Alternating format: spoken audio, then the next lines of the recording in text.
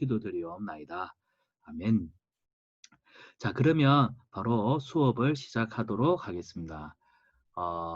지난주와 마찬가지로 네, 이제 오늘은 그 PPT를 보면서 수업을 진행하겠습니다. 오늘은 해석과 그 다음에 적용 그리고 실천과 나눔. 사실은 지난주에 우리가 관찰에 대해서 배웠거든요. 관찰에 대해서 배웠는데 오늘 배울 내용은 좀 많습니다. 관찰, 그 다음에 해석, 적용, 그 다음에 큐티한 내용들을 가지고 사실은 주변에 있는 지체들하고 나눔과 또 내가 큐티를 통해서 배웠던 깨달았던 은혜들을 실천하는 것, 요 단계까지 한번 다 살펴보려고 합니다. 오늘 내용이 조금 많겠지만 우리 지체들 이론 수업이기 때문에 같이 따라 하시면 될 것 같아요. 자, 먼저 해석입니다. 해석. 해석이 뭐냐? 해석은 성경 말씀의 핵심 내용이 오늘 나에게 어떤 의미인지를 알아가는 단계입니다. 그러니까 여러분 성경을 읽으면 성경에 보면 인물들의 이야기가 나오고 또 그 인물들의 사건이 나오고 또 뭐 하나님이 그 사건들 속에서 어떻게 하나님이 어떻게 일하셨는지 그런 내용들이 성경에 보면 기록되어 있습니다. 그러면 이 성경에 나오는 이 내용들이요. 중요한 건 2000년 전에 3000년 전에 일어났던 사건이잖아요. 근데 이 내용이 중요한 거는 시제입니다. 오늘을 살아가는 누구에게? 나에게는 어떤 의미인지, 그래서 하나님이 이 사건들을 통해서 나에게 뭐라고 말씀하시는지를 살펴보는 것이 뭐냐면 해석입니다.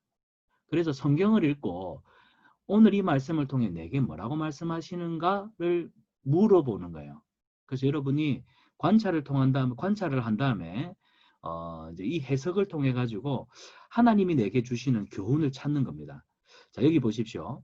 관찰이라고 하는 건 성경에 있는 내용을 사실적으로, 객관적으로, 그래서 육하 원칙에 따라 언제, 어디서, 누가, 무엇을, 어떻게, 왜 이렇게 사실적으로, 객관적으로 성경에 있는 사건들을 하나하나 살펴본다면 해석은 관찰과는 완전히 다릅니다. 해석은 여러분이 관찰했던 그 성경의 모든 내용이 오늘 나에게 뭐라고 말하는가, 그러니까 나에게 의미하는 바를 명료하게 그리고 명료화하는 단계가 해석의 단계다라고 보시면 되겠습니다. 이해하셨죠? 네. 그러면 이런 질문을 사실 해볼 필요가 있어요. 왜 해석이 필요한가요? 많은 사람들이 그냥 성경을 한번 읽습니다. 성경을 읽고 이해가 안 되면 2번 읽고 2번 읽어도 안 되면 한 3번 읽고 그러다가 이해 안 되면 목사님 찾아옵니다. 목사님 이게 뭐예요? 아주 좋은 방법입니다. 여러분 이런 방법은 자주 하시는 게 좋아요. 모를 때는 물으세요. 그런데 정작 성경을 읽고 2번 읽고 3번 읽으면서 우리 스스로한테 이 성경이 나에게 대해서는 뭐라고 얘기하고 있지? 나에게 뭐라고 말씀하시지? 나에게 적용하지는 않더라는 사실이죠. 그래서 이제 해석이 필요한 이유는 뭐냐면 하나님의 말씀을 나에게 적용해 보는 단계입니다. 그러니까 적용 직전에 이 성경이 나에게 뭐라고 교훈하고 있는지 살펴보는 겁니다. 자, 보십시오. 하나님의 말씀이 오늘을 살아가는 누구에게? 우리에게, 여러분 자신이죠. 우리에게 적용할 수 있는 말씀이 아니라 사실은 2000년 전에 독자와 또 그 이전의 독자들에게 먼저 주어졌다는 것을 기억하십시오. 그러니까 성경을 기록했잖아요. 성경에 기록된 내용이 사실은 그 당시 1차 저자들이 있습니다. 예를 들어 본다면 바울이 쓴 그 서신서 같은 경우는 바울이 쓴 서신서는 우리는 2차 저자입니다. 1차 저자는 고린도 교회 성도들, 에베소 교회 성도들, 그래서 고린도 전서, 후서, 에베소서, 빌립보 교회, 빌립보서 이렇게 돼 있는 거예요. 그러니까 그 사람들이 1차 저자이고 2000년이 지나고 난 우리에게는 2차 저자가 되는 겁니다. 그래서 하나님의 말씀이 사실 오늘 우리에게 바로 적용할 수 있는 말씀이 아니라 사실은 이 말씀이 2000년 전에 먼저 1차 독자, 1차 독자와 또 그들에게 먼저 주어졌다는 것을 감안한다면 2000년 전에 3000년 전에 기록된 말씀이 오늘 시간이 훨씬 지났지만 오늘을 살아가는 우리에게도 동일하게 뭐가 돼야 된다고요? 네, 이게 이제 체득이 돼야 된다는 거죠. 어떻게? 우리가 그걸 살펴보자는 겁니다. 그래서 자, 여러분이 우리가 큐티를 하면 제일 먼저 하는 게 관찰이라 했습니다. 관찰을 통해서 먼저는 본문의 말씀을 이해를 하잖아요. 그래서 이해된 말씀을 가지고 오늘 현대 이 시대를 살아가는 우리가 자, 이 말씀이 오늘 우리에게 어떤 의미를 던져주는지, 뭐라고 교훈하는지, 그래서 나라고 하는 거, 또 너라고 하는 거, 이 부분을 우리가 고민하지 않을 수가 없거든요. 그래서 사실은 해석을 해야 합니다. 성경을 읽고 2000년 전에 1차 저자들에게 이렇게 기록이 되었지만 오늘 2000년이 지나 3000년이 지나 우리에게는 어떤 연관성이 있는가, 그걸 살펴보는 것이 해석입니다. 해석. 제가 설명을 좀 어렵겠죠. 쉽게 설명하면 이렇습니다. 성경이 오래전에 쓰여졌어요. 근데 그 오래전에 쓰여진 성경이 오늘 사는 나에게는 뭐라고 말씀하시는지, 나에게는 어떤 교훈을 주는지, 어떤 의미가 되는지를 살펴보는 게 해석이다. 네. 자, 그래서 해석은 여기 보시면 어디 갔노? 펜이 안 되네. 자, 하나님의 말씀을 여러분이 먼저 관찰을 하잖아요. 관찰한 다음에 본문을 관찰을 하면서 내용을 이해를 합니다. 그리고 이해된 내용을 가지고 해석을 해요. 나에게 어떤 의미? 이 본문이 지금 나에게 어떤 의미? 어떤 교훈을 줌? 이 성경을 통해서 하나님이 나에게 뭐라고 말씀하신? 이런 것들을 살펴보는 것이 해석입니다. 그리고 이제 나중에 다음에 살펴보겠지만 그 해석된 내용을 가지고 그래서 내가 이렇게 살아야 되는구나 적용하는 것이 큐티의 기본적인 방법이 되겠습니다. 근데 보면은 이게 제일 중요한데 이거는 나중에 할게요. 3. 나눔. 자, 여러분 그래서 해석을 하기 위해서 본문을 잘 해석하기 위해서는 여러분한테 중요한 핵심 질문들이 있는데 자, 먼저는 하나님과 관련된 질문들입니다. 하나님과 관련된 질문들. 어떤 질문이 있습니까? 삼위 하나님께서 어떤 일을 하셨는가? 여러분이 성경을 읽고는 삼위 하나님께서 지금 이 사건 속에 어떤 일을 하셨는가? 성부와 성자와 성령 하나님이 어떤 일을 하셨는가? 그러니까 하나님이 지금 이 사건을 통해서 어떤 일을 하셨는가를 물어보십시오. 그 다음에 하나님의 사역을 토대로 하나님은 어떤 분이신가? 그러니까 하나님이 성품이 나타나잖아요. 예를 들어 선지서에 보면은 이스라엘 백성들이 막 죄를 범했을 때 하나님이 분노하시고 심판을 막 쏟아부으시잖아요. 그 본문을 묵상할 때는 하나님의 성품이 어떻습니까? 하나님은 굉장히 죄를 싫어하고 죄를 심판하시는 이게 왜 이러지? 죄를 심판하시는 분 이렇게 해석할 수 있잖아요. 그렇죠? 그래서 두 가지를 물어봅니다. 하나님이 어떤 일을 하셨는가? 하나님은 어떤 분이신가? 그리고 난 다음에 여러분 우리 개인에게 이제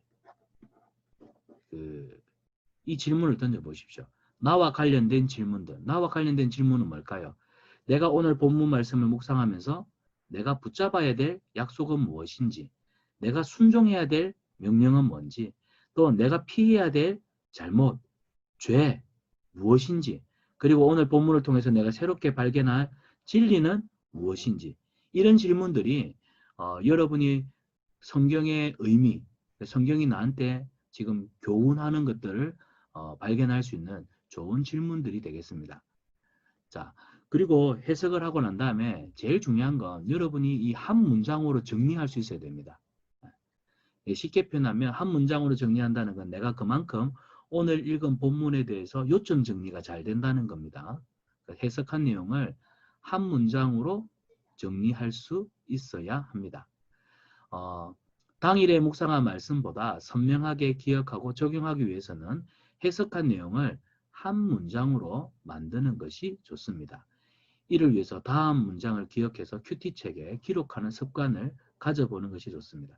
그래서 여러분 복 있는 사람을 보면 복 있는 사람이 그걸 이게 이제 복 있는 사람이 보면 제목 있잖아요. 여기 이 복 있는 사람 제목이 있는데 이렇게 여러분이 오늘 본문한 내용이 가지고 오늘 이 본문은 나에게 이렇게 교훈하고 있어 라고 한 문장으로 만든다면 여러분이 하루 동안에 이 묵상한 말씀이 굉장히 그 뭐랄까 그 여러분한테 구체적인 적용 그리고 여러분한테 이렇게 지속적인 어떤 기억이 되도록 도와줄 겁니다. 여기 보면은 그래서 복 있는 사람 가지고 우리가 큐티를 할 건데요. 이 복 있는 사람이 참 좋은 이유는 뭐냐면 복 있는 사람은 우리가 큐티할 본문도 이렇게 딱 단락이 정해져 있고 그 다음에 이 아까 해석한 내용을 한 문장으로 정리하라 했잖아요. 이 한 문장으로 이게 정리가 잘 되어 있습니다. 그러니까 이런 것들을 여러분들이 샘플링 하면 참 좋겠습니다. 자, 이거 여호수아 1장 1절에서 11절 지난주에 제가 관찰 숙제로 한번 내어드렸는데 여러분 한번 읽어보셨습니까? 아마 읽어본 걸로 알고 있습니다. 자, 그러면 한번 간단하게 살펴볼게요. 지금 그 여호수아 1장 1절에서부터 11절 말씀을 여러분들이 그 한글 알고 전제하고 이제 제가 한번 해볼게요. 그 아까 적용에 관한 질문 두 가지였습니다. 하나님은 어떤 일을 하셨는가? 자, 목사님이 이렇게 정리해 봤어요. 하나님은 어떤 일을 하셨는가? 하나님은 가나안 정복 전쟁을 눈앞에 둔 여호수아를 뭐 하셨냐면 격려하셨다. 용기를 불어넣어 주셨다. 또 하나님은 어떤 일을 하셨는가? 약속의 땅을 차지할 것이라고 그 마음속에 확신을 심어주셨다. 또 하나님은 어떠한 일을 하셨는가? 지금 여호수아는 혼자라 생각하니까 두려워 떨고 있잖아요. 아니야, 내가 너와 함께 할 거야. 그래서 함께 동행할 것을 뭐 하셨어요? 약속하셨다는 겁니다. 그리고 하나님은 여호수아에게 사명을 잊지 않도록 뭐 하셔요? 말씀하십니다. 그래서 나의 종 모세가 내게 명한 율법을 주야로 묵상하고 그걸 지키라. 그래서 여호수아 1장 1절에서부터 11절을 토대로 제가 관찰을 했잖아요. 읽고 관찰을 했잖아요. 관찰을 한 내용을 가지고 이제 아까 해석 질문을 던져보는 겁니다. 자, 하나님은 오늘 이 본문에서 과연 어떤 일을 하셨는가? 오늘 이 본문에 보면 하나님과 여호수아 둘 사이의 관계 속에서 일어나는 사건인데 하나님은 어떤 일을 하셨는가? 여호수아를 격려하고 여호수아에게 용기를 불어넣어 주셨고 확신을 주셨고 또 내가 너와 함께 할 것이라는 약속을 주셨고 그리고 여호수아가 좌로나 우로나 치우치지 않도록 하나님의 말씀을 주셔서 말씀이 이 가이드, 안전바죠, 안전바, 가이드라인 역할을 했다는 겁니다. 자, 이런 것들을 통해 이런 사건들을 통해서 그러면 하나님은 어떤 성품을 가졌는가? 그러니까 하나님의 됨됨이, 하나님은 어떤 분이신가? 이렇게 정리해 봤습니다. 하나님은 어떤 분이다? 약속을 잘 지키는 신실하신 하나님이다. 왜요? 하나님이 계속 하신 말씀이 내가 너희에게 주리라 약속한 땅, 약속한 땅. 이 누가 약속한 땅이에요? 하나님이 약속한 땅이잖아요. 근데 그 약속에 대해서 사람들은 잊을 줄 모르지만 하나님은 잊지 않고 계세요. 그래서 하나님은 약속을 잊지 않고 지키시는 어떤 분? 하나님은 신실하신, 약속을 반드시 지키시는 신실하신 성품을 가지신 분이시다. 예. 자, 이것을 여러분이 관찰한 내용을 가지고 이런 해석 질문을 통해서 이 본문에서 하나님의 성품들도 이렇게 끄집어내는 겁니다. 뭐 어려운 건 아니에요. 그 다음에 하나님은 어떤 분이신가? 여호수아가 지금 어떤 형편에 처해 있는지 그의 처지가 지금 어떻는지 하나님이 잘 아십니다. 그러니까 하나님이 모르고 뜬금없이 나타나서 너 왜 겁내니? 너 왜 무서워하니? 정신 안 차리니? 니 지금 그래갖고 되겠니? 하시지 않고 하나님은 지금 여호수아가 왜 두려워하는지, 왜 걱정하는지, 왜 그날 밤 잠을 못 자는지 알고 계세요. 그래서 하나님이 여호수아에게 찾아오셔서 용기와 위로를 주고 계십니다. 이를 통해서도 우리가 하나님의 어떤 성품을 알 수 있습니까? 하나님은 나를 잘 아신다는 거. 그러니까 이런 해석을 하게 되면 기존에 그냥 하나님은 신실하시다 하는 것보다 내가 말씀을 묵상하면서 그렇구나. 하나님 정말로 신실하시네. 하나님이 나를 정말로 잘 아시네. 하나님이 지금 내가 어떤 상황에 내가 왜 눈물 흘리는지 내가 왜 괴로워하는지 내가 왜 한숨 쉬는지 너무 잘 아시네. 그러니까 말씀을 읽으면서 위로가 찾아오는 거예요. 그러니까 해석이 그렇잖아요. 내게 오늘 주시는 교훈. 그러니까 이런 질문들이 하나님이 어떤 분이신지에 대해서 구체적으로 내게 교훈하는 바를 발견할 수가 있다는 겁니다. 그래서 여러분 해석을 할 때 하나님은 어떤 일을 하셨지? 하나님은 어떤 성품을 가지신 분이지? 그 하나님은 내게도 어떻게 일하시고 그 하나님의 성품으로 오늘 나에게 어떻게 다가오시지? 이게 바로 해석과 함께 따라오는 적용이 되는 겁니다. 적용은 좀 더 나중에 뒤에 가서 구체적으로 해보도록 하겠습니다. 자, 그리고 또 하나님은 어떤 분이십니까? 말씀을 통해서 확신을 주시는 분. 흔들리지 말아라. 너는 이 문제에, 이 어려움 때문에 흔들릴 사람 아니야. 확신을 주시는 분. 그리고 어떤 성품을 가지셨느냐? 그분은 지키시고 우리와 영원히 함께 하시는. 이걸 통해서 하나님은 사랑이 많으시다. 누구를? 우리를 향한 사랑이 굉장히 많은 분이시다. 네. 또 우리는 참 부족하잖아요. 여호수아 보십시오. 하나님의 사람들은 막 겁도 없고 담대하고 믿음으로 막 선포해야 되는데 사실 여호수아 1장에 보면 여호수아의 모습이 굉장히 초라해 보입니다. 예.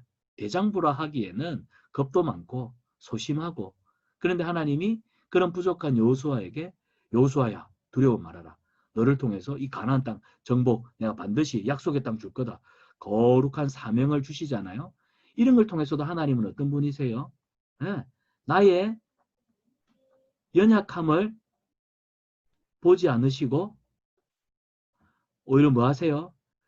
하나님은 나를 통하여 하나님이 크게 쓰실 가까운 미래에 하나님이 나를 크게 쓰실 어떤 큰 그릇으로 되어 있는 그런 대장부, 큰 용사와 같은 사람으로 우리를 늘 기대를 가지고 그러니까 하나님은 우리를 큰 기대를 가지고 바라봐 주신다는 것. 이게 얼마나 감사합니까? 그러니까 하나님의 그런 성품을 오늘 우리가 관찰한 내용을 가지고 해석 질문을 통해 구체적으로 끄집어 낼 수가 있는 겁니다.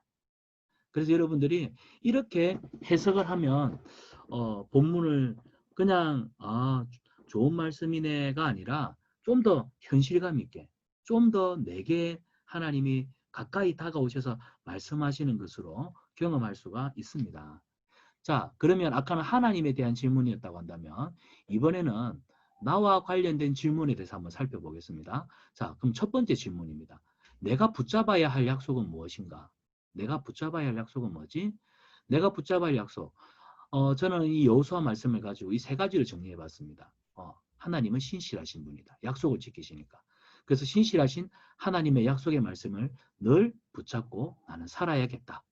그리고 하나님은 어떤 분이셨느냐? 하나님은 도우신 하나님이다. 그리고 동행하시는 분. 그래서 나를 위해 응원하시기 때문에 뭐라고요? 기죽지 말자. 기죽지 말자. 빠샤빠샤 화이팅! 예. 홍숙형, 강문경 화이팅! 기죽지 말자. 예.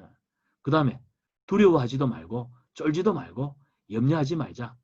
무엇보다 믿음을 지키는 것이 중요하다. 그래서 이 믿음을 지키기 위해서 나는 오늘도 뭐한다? 하나님 말씀을 묵상한다. 왜? 말씀을 보니까 여호수아도 나랑 비슷한 형편과 처지에서 쫄고 있었는데 하나님이 말씀하신 거 용기를 내가지고 2장에서부터는 이스라엘 백성들을 이끌고 가나안 땅에 들어가잖아. 그러니까 말씀을 안 보면 모르니까 맨날 쫄보처럼 사는 거야. 근데 말씀을 보면 여호수아도 이런 부족함이 있었네. 하나님 약속 붙들고 담대하게 나아갔네. 나도 오늘 그렇게 살아야지. 이 용기가 생기는 겁니다. 이렇게 해석을 통해서 적용까지 같이 가는 거예요. 여러분 큐티라면 관찰 따로, 해석 따로, 적용 따로 이렇게 가는 것 같잖아요. 사실은 이 관찰을 하면서 해석이 되고 해석이 되면서 적용까지 그냥 이 관찰, 해석, 적용이 사실은 동시다발적으로 확 일어나는 겁니다. 그러니까 지금은 말씀 읽었으니까 관찰 시작, 관찰, 그리고 관찰 끝났으니까 해석, 해석 끝났으니까 적용이 아니라 여러분이 관찰을 깊이 하다 보면 관찰하는 중에 해석 질문을 여러분이 하게 되고 해석 질문하면서 그렇구나 그 깨달은 바가 적용거리가 되거든요. 그래서 큐티는 관찰, 해석, 적용이라고 하는 구분을 짓자면 이 세 가지로 구분을 하지만 이게 사실은 동시다발적으로 성경을 묵상하면서 일어나는 현상입니다.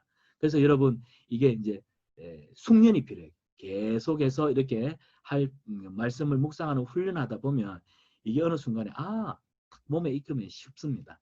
자, 두 번째 질문입니다. 그러면 내가 순종해야 될 명령은 뭐지? 내가 순종해야 돼. 아까 본문에 보면 두려워 말고 놀라지 말라. 나는 목사님 같은 경우에는 그래, 살아가면서 어떤 문제들이 많지. 참 나를 힘들게 하는 문제들이 많이 있어. 하지만 나는 두려워하지 않을 거야. 하나님 말씀대로 나 담대할래. 예. 또 고난과 시련 속에서도 나는 아무리 바쁘고 아무리 피곤해도 하나님 말씀 읽고 묵상하는 거 항상 삶의 우선순위 두고 그래서 그 말씀 붙들고 믿음으로 살려고 노력하겠다. 이런 것들. 예. 그리고 세 번째 질문입니다. 그럼 내가 피해야 할 잘못, 죄는 뭐냐? 사실 우리한테 죄 때문에 하나님과의 관계에 참 문제가 많잖아요. 그래서 내가 피해야 될 잘못, 죄는 뭐냐? 목사님은 이렇게 정리해 봤습니다. 힘든 일이 생길수록 자주 흔들립니다.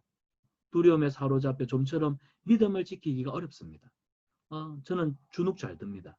또 불안한 생각에 사로잡혀서 불평도 하고 원망도 많이 하죠. 이런 것들을 내가 피해야겠다. 여호수아도 보니까 이런 모습들이 보였거든요. 이 말씀을 묵상하면서 저 안에도 이런 모습들이 있는 걸 발견했거든요. 그래서 해석 질문 가운데 내가 피해야 될 잘못, 죄는 뭔가 이런 것들을 해석을 하면서 적용까지 연결이 되더라는 겁니다. 자, 그리고 내가 자백해야 될 죄는 뭐냐? 나는 늘 현실의 벽에 갇혀서 하나님을 원망했다. 똑같은 어려움이 내게만 반복된다고 내 삶을 저주했다. 나만 맨날 힘들어. 나만 맨날 피곤해. 여러분 그런 생각 안 합니까? 근데 여호수아도 보니까 동일한 아픔이 있더라는 거예요. 나만 그런 게 아니구나. 그러다 보니까 힘들어서 기도를 거부했고 말씀 묵상을 게으리했고 때로는 예배 생활을 중단할 때도 있었다. 내가 하나님 앞에 이런 부족한 모습이 있었네. 이런 부분에 대해서는 내가 회개의 삶을 살아야겠구나 할 수 있는 거죠. 자, 그러면 총체적으로 나는 오늘 이 일을 통해서 오늘 이 본문을 통해서 어떤 진리를 깨달았는가? 나의 어떤 새롭게 발견된 진리는 무엇인가? 현실의 벽에 갇혀서 하나님을 이거 같은 거네. 아이고 미안해요. 제가 이거 앞에 거 치고 그 다음에 복사하게 해가지고 치는데 제가 이걸 못했습니다. 이게 똑같은데 내가 새롭게 발견한 진리는 무엇인가? 뭘까요? 내가 새롭게 발견한 진리는 여러 가지겠죠. 하나님은 함께 계시기 때문에. 내 눈에는 보이지 않는 것 같지만 내가 지금 현실이 너무 힘들어서 하나님이 보이지 않는 것처럼 돕지 않는 것처럼 보이지만 하나님은 언제나 나와 함께 하셨구나. 지금도 나를 지키고 계시구나. 나는 오늘 여호수아 말씀을 통해 이것을 깨닫게 되었다. 이거예요. 이게 해석이에요. 이 해석을 통해서 하나님이 그런 하나님이신 것을 내가 교훈, 레슨을 삼는 겁니다. 그러면 이제 적용으로 가는 거죠. 그래, 그 하나님과 함께 결심해서 내가 믿음으로 살 거야. 이렇게 되는 겁니다. 자, 앞에 우리가 해석을 살펴보았는데 이제 적용을 좀 살펴보도록 하겠습니다. 적용이란 뭐냐? 적용은 그 말씀을 나의 처지와 형편에 맞도록 구체화하는 단계가 적용입니다. 한 번 더요. 오늘 여러분이 읽었던 그 성경이 지금 살아가고 있는 나의 처지 그리고 나의 형편에 맞도록 구체화하는 것이 적용입니다. 적용입니다. 해석이 이제 해석입니다. 해석. 적용과 해석이 차이인데 해석이 이 성경 말씀이 오늘 나에게 의미하는 바를 깨닫는 거라고 한다면 적용은 뭐라고요? 이것을 가지고 내 삶 속에 어떻게 실천하며 살 것인가를 고민하는 겁니다. 한 번 더요. 해석은 이 성경 말씀이 오늘 나에게 어떤 교훈을 주는가, 무엇을 의미하는가, 내게 뭐라고 말씀하는가를 깨닫는 건다면 적용은 그 해석을 통해서 나에게 주시는 의미, 교훈, 깨달은 바를 내 삶 속에 구체적으로 실천하며 사는 겁니다.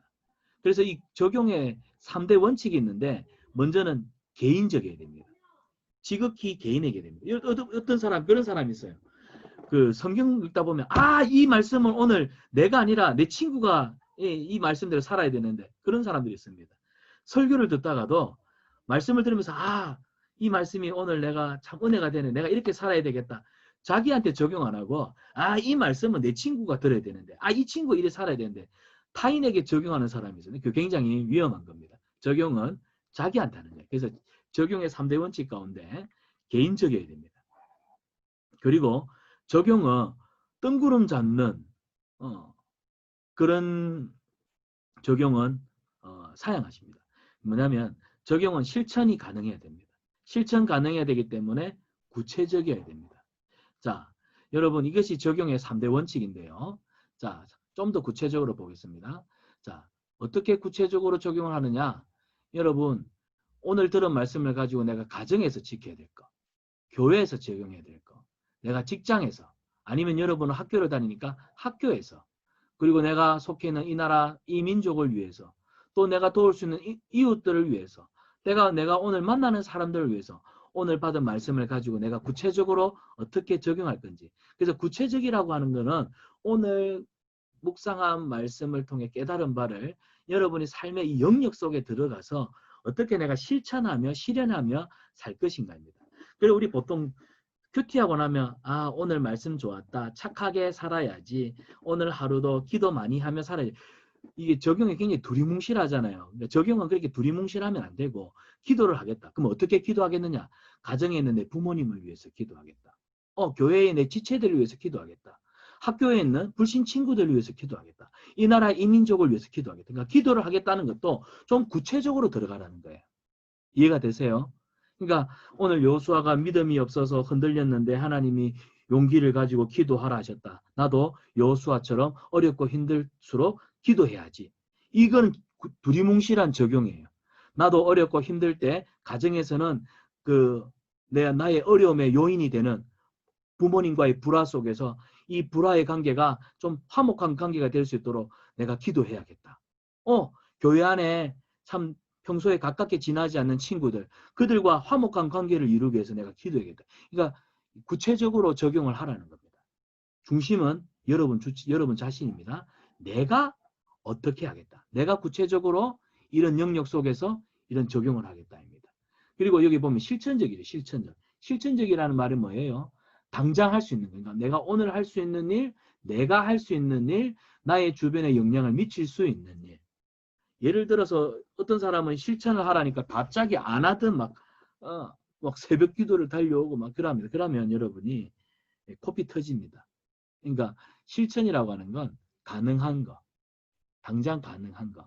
그래서 그 영역을 좁히십시오. 그래서 오늘 당장 내가 할 수 있는 실천은 뭐냐? 오늘 당장 내가 할 수 있는 실천.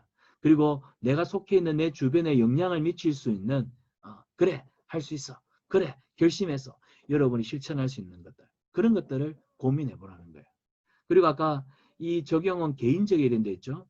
이 타인에게 적용하는 거 아닙니다. 적용은 자기한테 하는 거예요. 그래서 내 생각과 또 내 상황, 내 삶에 적용해야 됩니다. 그래서 여러분의 삶의 모든 영역 속에 오늘 내가 깨달은 말씀의 진리를 적용하는 거예요. 어떻게? 구체적인 영역, 가정과 교회와 학교와 나라와 또 여러분이 만나는 이웃들, 사람들. 근데 어떻게? 실천할 수 있는 거. 오늘 내가 내 주변에서부터 점진적으로 할 수 있는 것들. 하지만 적용은 지극히 개인적이 한다는 것. 이것을 여러분이 기억하고 그래서 해석을 통해서 얻은 의미들을 구체적으로 적용해 가면 좋겠습니다. 자, 여러분 5분 쉬었다가 목사님이 링크를 다시 보내겠습니다. 자, 그러면 이제 계속해서 시작하도록 하겠습니다. 자, 아까 앞에서 그 적용의 실제를 봤지만 적용의 주체는 여러분 자신입니다. 여러분 자신이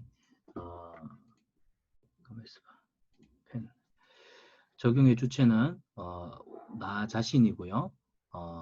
구체적으로 여러분의 가정과 교회, 그 다음에 학교, 뭐 나라, 이웃, 또 만나는 사람들에게 여러분이 적용을 하면 좋겠습니다.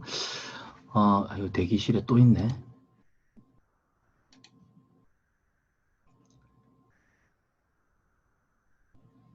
자, 다 들어온 것 같습니다. 네.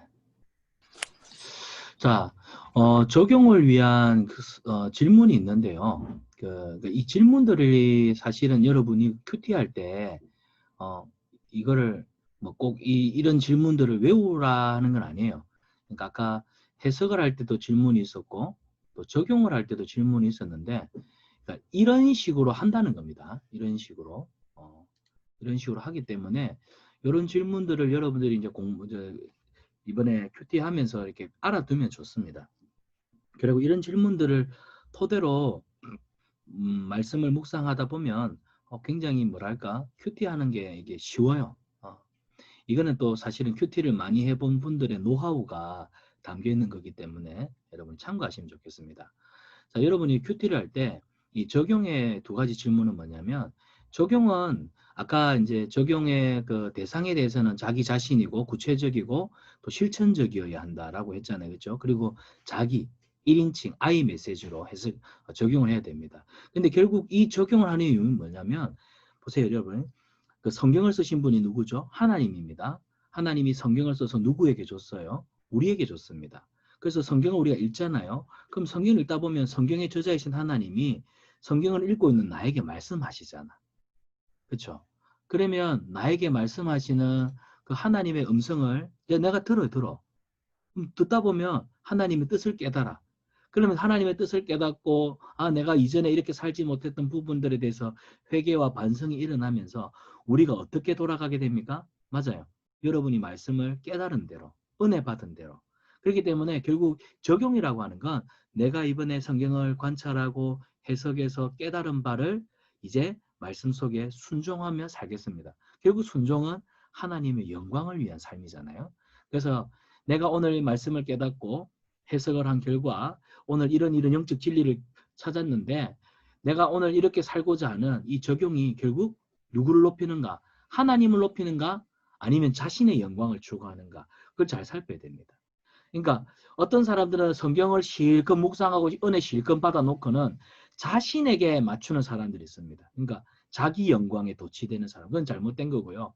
결국에는 나는 오늘 이 말씀을 통해 이런 은혜를 깨닫고 그래서 내가 하나님 나라를 위해 하나님의 뜻을 위해서 이렇게 순종하며 살겠습니다. 내가 이전에 하나님 말씀대로 살지 못했던 내 삶을 결단하고 하나님이 요구하시는 삶을 쫓아가겠습니다. 이런 식으로 적용은 결국 하나님을 높이는가? 이런 질문을 한번 스스로에게 던져볼 필요가 있습니다. 그래서 여러분의 답은 yes가 나와야 돼요. 그리고 여러분이 한 적용, 이 적용이 본문의 가르침과 그리고 목적에 일치하는가? 자, 아까 우리가 여호수아 1장을 읽었습니다. 1절에서부터 11절. 여기 보면 결국 결론은 뭐예요? 하나님이 여호수아에게 마음을 강하게 하라, 담대히 하라, 너와 함께 하겠다. 이렇게 한마디로 요약했잖아요.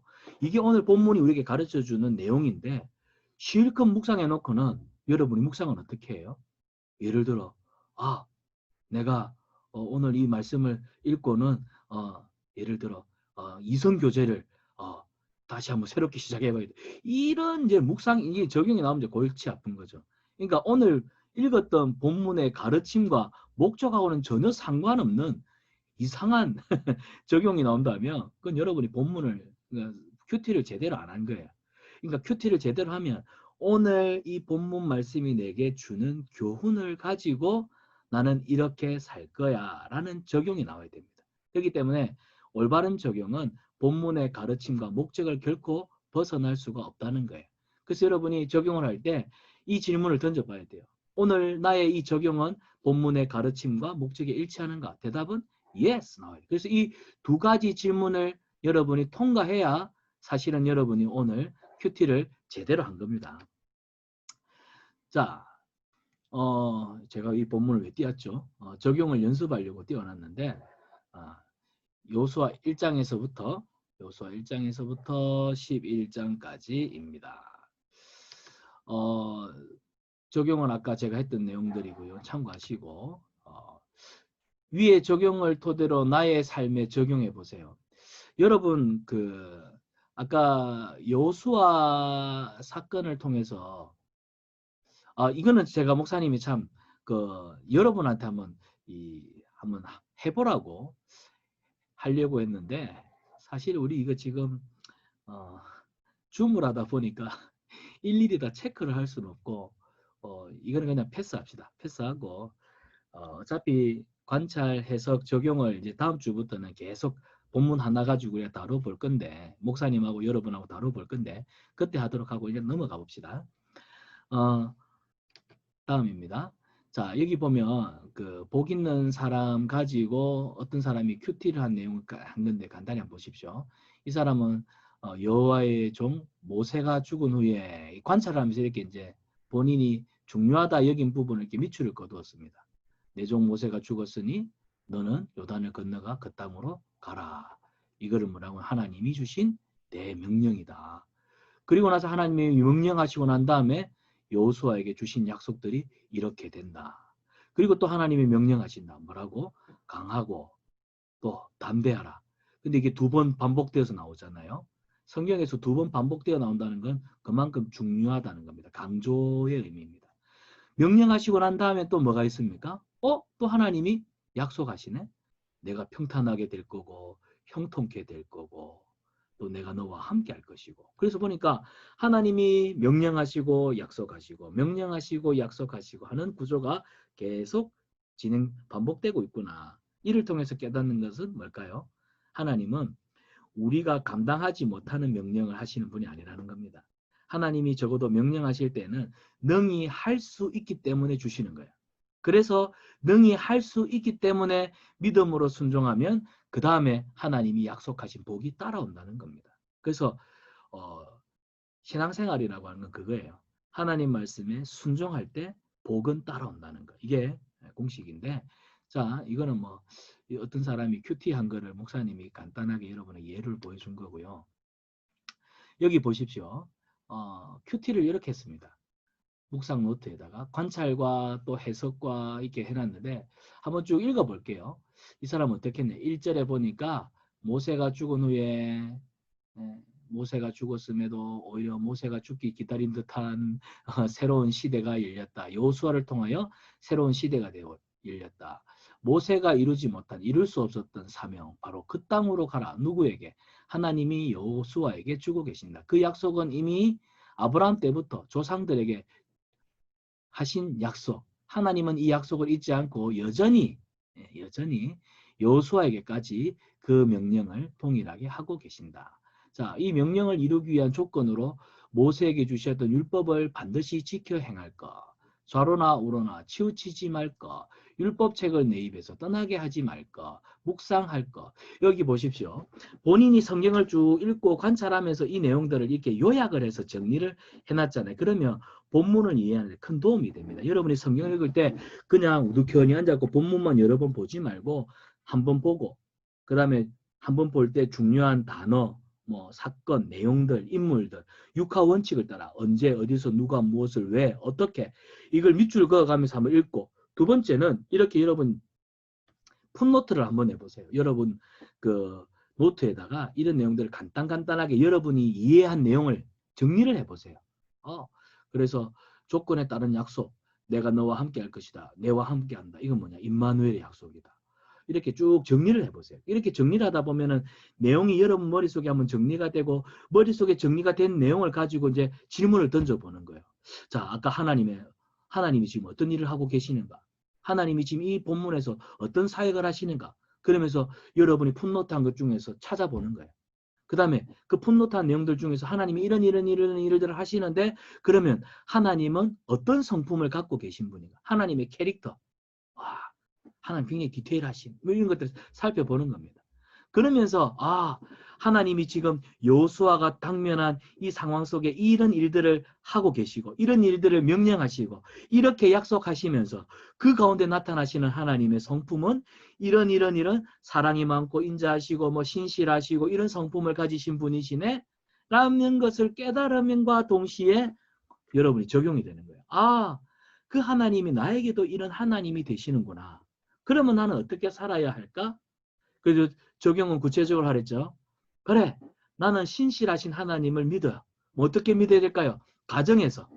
나는 사실은 하나님의 신실하심을 믿는다 하지만 가정에서 여러분이 때로는 뭐 부모님 앞에서 믿음 없는 믿음 없는 사람으로 뭐 부모님 앞에 불신앙적인 발언을 툭툭 했다면 부모님 앞에서 그런 발언을 내가 조심하겠다든지 교회에서 믿음 없는 사람처럼 행동했던 거 내가 조심하겠다든지 그러니까 이렇게 적용이 구체적으로 갈 수가 있는 겁니다. 이런 것들을 우리가 계속 할 거거든요. 맛보기로 알아만 두십시오.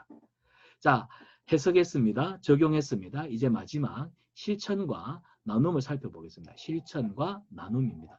여러분 저는 큐티에서 제일 중요한 게 사실은 실천과 나눔이라고 봐요.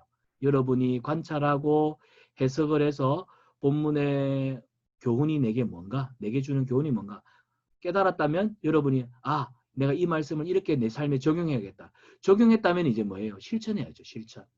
그리고 실천한 내용을 가지고 같은 본문으로 큐티한 지체들과 나눔 굉장히 중요합니다.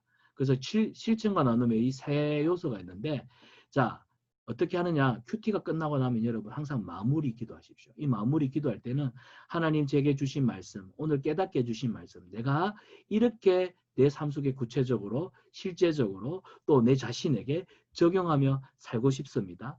나를 도와주십시오. 기도로 마무리를 하시고요. 그리고 여러분이 실천할 것들을 꼭 기록하십시오. 어디에? 여러분이 뭐 복 있는 사람 큐티책을 한다면 큐티책에 메모를 해놔도 되고 아니면 따로 큐티하는 노트가 있다면 그 큐티 노트에다가 메모를 하시면 좋겠어요. 이 메모와 함께 실천사항들을 메모하면서 또 기도 제목도 적어보고 그렇게 해서 여러분의 경건 생활 일지를 만드는 것이 참 좋겠습니다. 목사님도 고등학교, 대학교 시절에 경건 생활 노트를 가지고 있었던 기억이 있습니다. 그 유익합니다. 그리고 여러분 할 수만 있다면 나누세요. 우리 지금 이 큐티방에 들어와 있는 지체들 한 12명 정도 되는데 이제 제가 다음 주부터는 본문을 주면 목사님 한 주간 생각해 보겠습니다. 그룹별로 이제 지금 1단계도 되고 했으니까 다음 주부터는 대면 예배, 대면으로 할까? 하여튼 제가 여러분한테 조별로 주면 여러분이 카톡 안에서라도 카톡으로라도 내가 오늘 이 본문 말씀을 이렇게 읽고 이 내용을 깨달았고 그래서 이 내용을 내 삶에 이렇게 적용해 봤는데 그래서 좋았다 나빴다 은혜로웠다 뭐 기뻤다 행복했다 내 마음속에 죄가 떠나가는 황홀함을 느꼈다 뭐 이런 것들을 여러분들이 정리를 해가지고 카톡방에서 나누면 좋겠어요. 왜냐하면 이 나누다 보면 내가 읽었던 내가 묵상했던 본문의 깨달음과 또 다른 사람이 같은 본문을 읽었지만 또 깨달음이 다 다르거든요. 그래서 이 나눔을 통해 가지고 간혹 이런 경우가 있습니다. 나중에 언급하겠지만 본문을 읽다 보면 그러니까 자기 1인칭 관점에서 본문을 조금 약간 왜곡되게 해석할 수도 있습니다. 그런데 다른 사람의 이 나눔을 통해 가지고 내가 이 본문을 좀 너무 지나치게 내 편에서 좀 많이 한쪽으로 치우친 해석을 했구나. 저 사람은 이렇게 해석했는데 저 사람의 해석이 아무래도 좀 나은 것 같다 하면서 여러분이 본문을 보는 눈들이요. 뭐랄까요? 너무 한쪽으로 치우친 그러니까 상처가 많은 사람은 그 상처를 투영해서 보잖아요. 그렇죠? 예. 늘 그렇습니다. 사람이 그렇습니다. 그렇기 때문에 다른 사람과 나눔을 통해 보면 이 본문을 좀 건강하게 객관적으로 볼 수 있는 눈을 키울 수가 있습니다. 그래서 여러분에게 나눔을 하라는 이유입니다. 자, 적용의 3대 원칙인데 왜 여러분 우리가 해야 되냐면 이 적용을 하면은 적용의 3대 원칙? 나눔의 3대 적용의 3대 원칙이 있습니다. 우리가 이제 그 말씀을 깨닫고 적용을 하게 되면 이 풍성해지고요. 많이 배울 수가 있고 또 내가 보지 못한 부분을 볼 수가 있습니다. 그리고 내가 잘못 부분을 교정할 수가 있습니다. 또 나눈 모든 것이 그 사람을 향한 기도의 제목이 됩니다. 이게 뭐냐면 여러분 이 적용의 3대 원칙이 아니라 사실은 나눔이네. 나눔. 제가 잘못 적은 것 같아요. 여러분이 나눔을 하잖아요. 그러니까 적용하는 내용들을 가지고 나눔을 하잖아요. 그러면 나누면 그 지체들과 이 은혜가 풍성해집니다. 그리고 나눔을 통해 가지고 내가 미처 깨닫지 못했던 것들, 내가 경험하지 못했던 것들을 나눔을 통해서 더 많이 배울 수가 있게 되는 거예요. 그리고 심지어는 앞에도 말했죠. 내가 미처 못 봤던, 내가 발견하지 못했던 부분, 다른 지체가 본 것을 통해, 또 발견한 것을 통해 나도 볼 수가 있다는 거예요. 그리고 하다 보면 잘못 볼 수도 있잖아요. 그걸 다른 사람의 나눔을 통해서 내가 잘못 봤네. 교정할 수도 있습니다. 그리고 나누다 보면 예를 들어 목사님이 큐티 받아가지고 은혜 받고 내가 이렇게 살 거야 나눈 내용, 또 우리 총무 문경이가, 우리 또 회장 허준이, 또 우리 서기 우진이가 이렇게 나눈 것들을 하다 보면은 그 나눈 내용이 결국 뭐가 될까요? 기도가 되는 거잖아요. 그래서 우진이의 나눔을 함께 하다 보면은 다른 사람들이 우진이를 위해서 그 나눔의 내용을 가지고 기도하게 되는 겁니다. 목사님이 나누면 목사님이 나눈 내용이 다른 사람들한테는 아, 목사님을 위해서 이렇게 기도해 줘야지. 기도의 제목이 되는 거예요. 그래서 큐티 나눔은 나 한 사람한테 그치는 것이 아니라 모두에게 유익이 되기 때문에 저는 실로암이 큐티를 하면 꼭 나눔을 했으면 좋겠어요. 그러니까 혼자서 해석 잘하고 관찰 잘하고 적용 잘하는 거 그건 큐티 잘하는 거 아닙니다. 그건 큐티의 백분율로 따지면 10%밖에 안 돼요. 그럼 90%는요. 나눔입니다. 여러분이 나눔을 잘하는 거 그만큼 큐티를 잘하는 겁니다. 그래서 우리가 사실은 코로나 전에는 아침에 7시에 실로암실에 모여가지고 큐티하고 나눔하고 그랬잖아요. 그거 참 좋은 방법이라 생각해요. 빨리 코로나가 끝이 나고 다시 큐티 나눔을 할 수 있었으면 좋겠습니다. 자, 나눔의 대원칙입니다. 나눔의 내용을 여러분 나누잖아요. 사람들하고 나누다 보면 때로는 나누다 보면 그 나누는 사람의 어떤 그 프라이버시, 그러니까 사적인 거, 비밀 이런 것들이 있거든요. 이런 것들을 여러분이 절대로 발설하면 안 돼요. 예를 들어서 어떤 사람이 말씀 은혜를 받고 남한테 이야기하지 않았던 비밀들을 사실은 이제 마음의 은혜가 있는 상태에서는 그런 것들이 참 오픈이 되지 않습니까? 그러면 오픈을 했다 할지라도 밖에 나가서 야, 그 예를 들어 허준 회장, 아우 그런 사람인 줄 몰랐는데 아우 자기 죄를 아우 나눴는데 이런 게 있더라. 이렇게 나누면 그 나눔의 그 뭐랄까요 그 특수한 상황이 있잖아요. 그 상황 속에서는 충분히 이해가 되고 납득이 됐는데 그 상황을 벗어나면 다른 사람한테는 객관적인 정보, 그냥 인포메이션만 되기 때문에 어떤 의미에서는 허준이가 좋은 의도에서 나눴던 내용들이 다른 사람들이 볼 때는 부정적으로 보여줄 수가 있는 거예요. 그렇기 때문에 나눔의 내용을 절대로 속으로 밖에서 말하는 것은 조심해야 됩니다. 그리고 나눌 때 가급적이면 다른 사람의 덕을 위해서 불평은 NO, 감사와 칭찬과 격려를 우선적으로 하시기 바랍니다. 그리고 전체 시간과 상황을 고려해서 나눔을 너무 혼자서 오래 하는 사람이 있습니다. 아, 곤란해요. 한 5분, 길면 한 7분 이렇게 예를 들어 5명, 6명에서 나눔을 한다. 그러면 5명에서 5분 만에 또 30분 넘어가잖아요.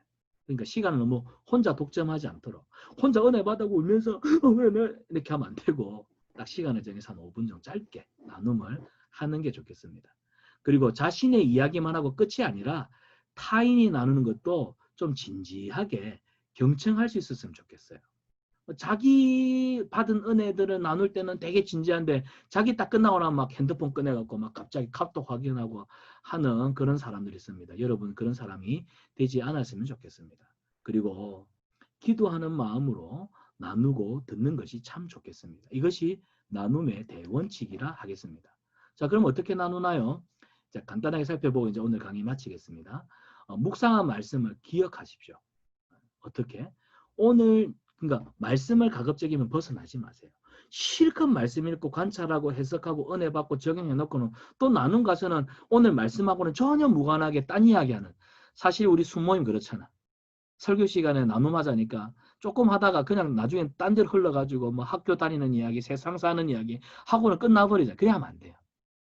나눔이라고 하는 건 목적성을 가지고 그러니까 오늘 나누었던 그 말씀 안에서 그래서 이 말씀을 깨달은 것들 서로 다시 한번 긍정적으로 강화하고 그리고 그 말씀을 가지고 한 주간 열심히 기억하며 살아가자 서로에게 이렇게 긍정적으로 강하는 시간이기 때문에 묵상한 말씀을 끝까지 기억할 수 있도록 여러분이 힘쓰셔야 됩니다. 읽어봅시다. 묵상한 말씀을 실제의 삶 속에 기억하며 살 수 있도록 그래서 큐티 시간에만 묵상했을 뿐만 아니라 여러분의 삶의 현장에서 기억해내지 못한다면 묵상하는 삶을 산다고 할 수 없거든요. 그래서 은혜로운 말씀을 마음에 품고 기억할 수 있도록 그래서 여러분에게 이 나눔과 실천이 중요한 이유가 바로 여기 있습니다. 자, 그 다음에 단순히 기억만 하고 넘어가느냐? 아닙니다. 우리는 변화를 이끌어내야 됩니다. 왜요? 하나님의 말씀은 살았고 운동력이 있기 때문에 이 말씀은 우리를 변화시키기에 충분합니다. 하나님의 말씀 우리를 변화시키기에 충분합니다. 그래서 묵상한 말씀을 기억하고 기억한 말씀 기억만 하면 안 돼요. 기억한 말씀을 계속해서 생활 속에서 적용하고 피드백하면서 결국 구체적인 삶의 변화를 이끌어내야 됩니다. 그것을 위해 우리가 큐티를 하는 거거든요. 그 다음 세 번째, 이 큐티는 결국 경건생활입니다. 경건생활. 여러분 신앙생활은 결코 혼자 하기는 어렵습니다.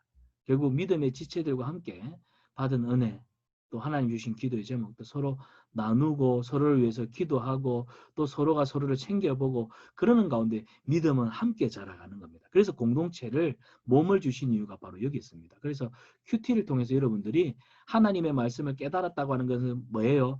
내가 그렇게 살지 못했던 삶을 회개하고 이제는 올바른 삶을 위해서 내가 노력하고 결단하겠다. 그 노력과 결단이 결국 여러분의 기도의 제목이 되잖아요. 삶의 변화를 이끌어내기 위한 구체적인 기도의 제목이 되는 거예요. 그러니까 큐티를 잘했다고 하는 것은 큐티를 잘했다 하면은 결국 여러분의 기도 제목이 많아진다는 겁니다. 여러분이 큐티를 잘하고 나면요.